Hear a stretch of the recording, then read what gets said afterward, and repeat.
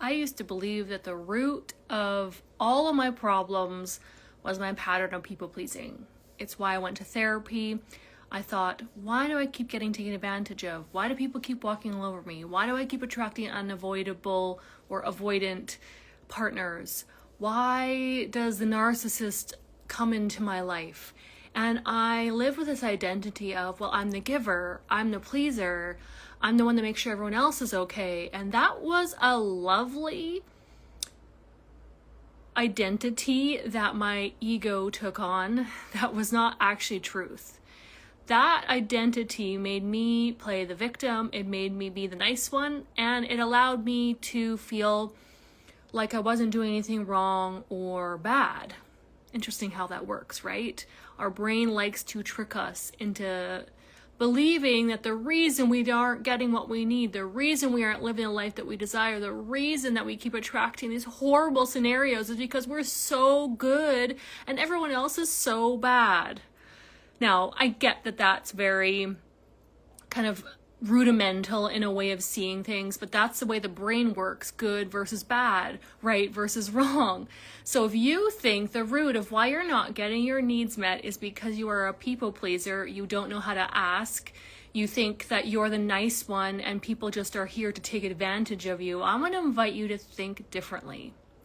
Because there's a reason that you're a people pleaser in the first place, and it's likely because you grew up having to, which the root of that meant that you weren't allowed to have your needs met. You had to make sure everyone else's needs were met before yours. So if you felt like I couldn't have my needs met in childhood, I had to make sure that I was taking care of mom, dad, siblings, whoever the case, you turned into an independent woman who became, quote unquote, palatable, nice, kind. She became the woman that everyone approved of and lost herself along the way. Internally and externally, you may think that you're behaving independently because you're like, I'm strong and I've got this and I don't need anyone. So again, what gets mirrored back to you? Well, attracting unavailable partners, getting into experiences where you have to always be in charge because no one is showing up to help you. And it breeds a pattern of resentment. It breeds a pattern of burnout. It breeds a pattern of, why is no one seeing me? I'm always misunderstood and I'm never going to have someone save or rescue me, which is another version of the same story. Your inner child is craving the masculine to save her because she doesn't want to take responsibility for the actions that she's taken in her life up until now. Mine did too. I was married to a man who had a lot of narcissistic tendencies, and I identified with the label of empath, and I identified with feeling like I was a people pleaser, and I identified with being the giver in the relationship, the one that always goes above and beyond. And that was my ego wanting to blame other people because they couldn't show up as good as I did for everyone else, because I was subconsciously praised for being helpful, responsible, supportive, the good daughter. And all that left me with is masking my true self, not expressing my emotions, and not even knowing what needs were until I went into therapy after my divorce. So I want to teach you a methodology that helps you get to the root of why you're doing what you're doing, because the root is not people pleasing. The root is not a desire to be saved. The root is not even I'm independent and so no one wants to help me. That's a byproduct, and independence, by the way, is not the villain here.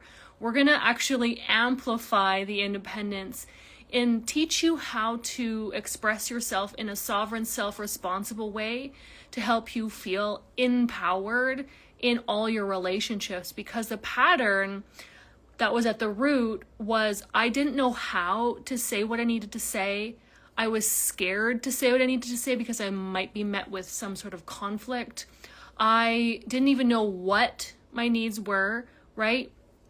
All these things we're going to unpack together in my workshop, A Highly Independent Woman's Guide to Asking for What She Needs, on April 27th. because I want you to get underneath it. So now you're the grown up, right? You were the girl that was responsible. She could be helpful. She was in charge. She maybe took leadership roles and management roles because she was in charge, and that allowed her to be in a role where she could delegate. But when it comes to intimate partnerships, you shy away from talking about deeper things that are really personal to you. When it comes to work, you have a hard time asking your boss for a raise. When it comes to maybe you're running your business, you struggle with sending that email to that client asking them to pay you. You may struggle even with none of those things, but realize that your cortisol is through the roof. You have an autoimmune response. You are struggling because you're constantly feeling a bit resentful towards your partner, frustrated, and you're wondering why you're having these bouts of adrenal fatigue and burnout. All these are signs that you have unmet needs that aren't being expressed. And you are a woman that is not actually fully empowered and expressing herself in a way that's going to help her thrive, in a way that's going to help her shine, in a way that's going to help her actually feel vivacious and full of vitality.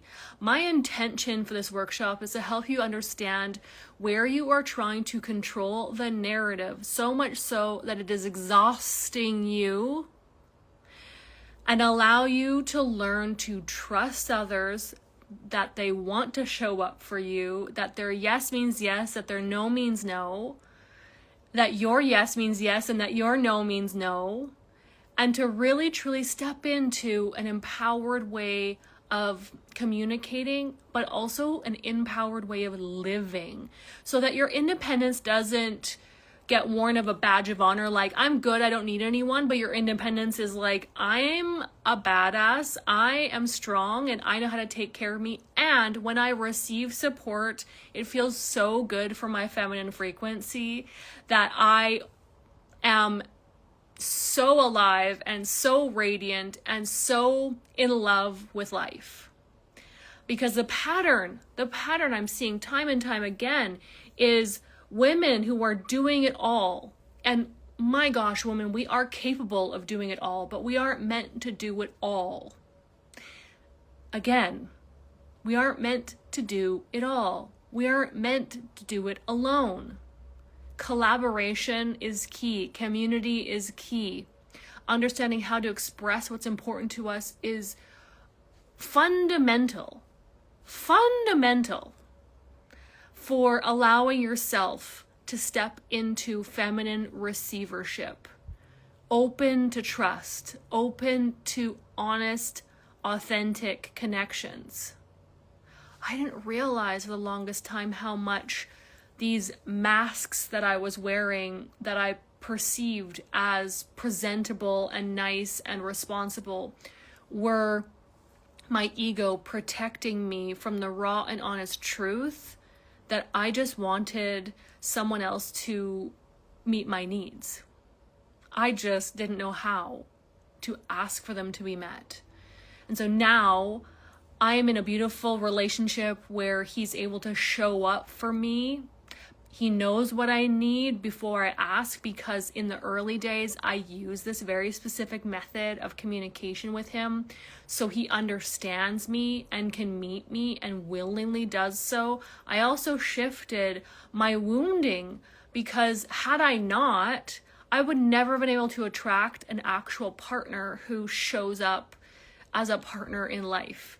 Because prior to him, all I kept attracting, like I said earlier, was unavailable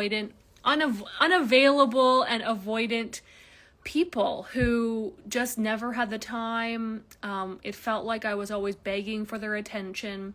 And that was the little girl in me that still, again, was hoping to somehow fix or change someone to prove that I was doing a good job to get them to be there for me. So these wounds need to be released and let go of. These patterns need to be broken in order to shift the cycle from here on out. I am fed up and done with seeing women on the burnout cycle.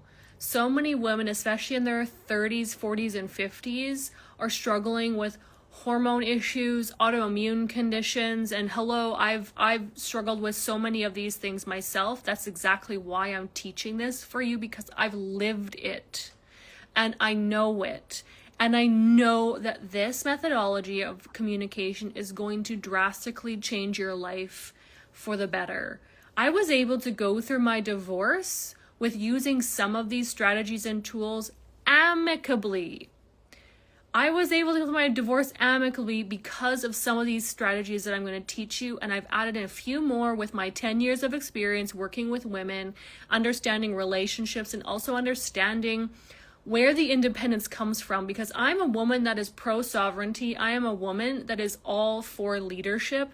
I'm a woman here to support women stepping into their power. So this isn't a workshop that's going to make you surrender, make you subservient. Not at all. In fact, this is a workshop that's going to empower you to step into your expressed self, because this is what the world needs, and this is what your soul needs. It's time to express yourself and stand up for yourself and speak for yourself and say the thing boldly, confidently, and courageously. And I'm here to show you how. Join me again on April 27th in the morning. We're doing a 2.5-hour workshop.